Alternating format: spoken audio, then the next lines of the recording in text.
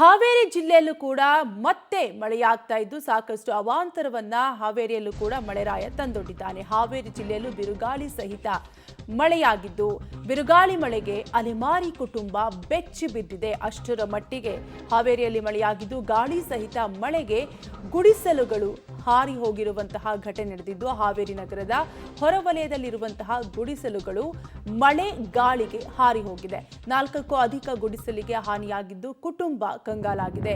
ಗುಡಿಸಲಿನಲ್ಲಿ ವಾಸ ಮಾಡ್ತಿದ್ದಂತಹ ಕುಟುಂಬಗಳು ಕಂಗಾಲಾಗಿದ್ದು ಯಾವ ರೀತಿಯಾಗಿ ಗುಡಿಸಲು ಮಳೆಗೆ ಕೊಚ್ಚಿ ಹೋಗಿದೆ ಅನ್ನುವಂತಹ ದೃಶ್ಯವನ್ನ ನೀವು ಕೂಡ ಗಮನಿಸಬಹುದು.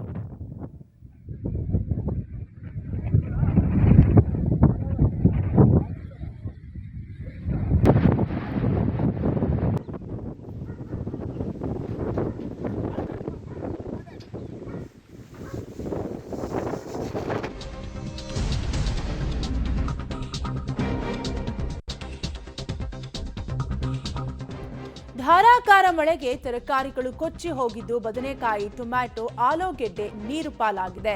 ಹಾವೇರಿ ತಾಲೂಕಿನ ಕರ್ಜಗಿ ಗ್ರಾಮದಲ್ಲಿ ಈ ಘಟನೆ ನಡೆದಿದ್ದು ಸಂತೆಗೆ ಬಂದ ಜನರು ಮನೆಗೆ ಹೋಗಲು ಪರದಾಡಿದ್ದಾರೆ.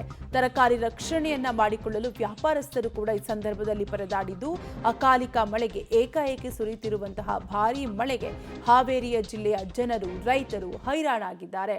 ಒಟ್ಟಾರೆಯಾಗಿ ಮಳೆಗೆ ವ್ಯಾಪಾರಸ್ಥರು ಕಂಗಾಲಾಗಿದ್ದು ಯಾವ ರೀತಿಯಾಗಿ ಮಳೆ ನೀರಿನಲ್ಲೇ ವ್ಯಾಪಾರ ಮಾಡ್ತಿರುವಂತಹ ಸಂದರ್ಭದಲ್ಲಿ ರೈತರು ಕಂಗಾಲಾಗಿದ್ದಾರೆ ಅನ್ನುವಂತಹ ದೃಶ್ಯವನ್ನ ಗಮನಿಸ್ತಾ ಇರಬಹುದು. ಬದನೆಕಾಯಿ, ಟೊಮ್ಯಾಟೊ, ಆಲೂಗೆಡ್ಡೆ ನೀರು ಪಾಲಾಗಿದೆ.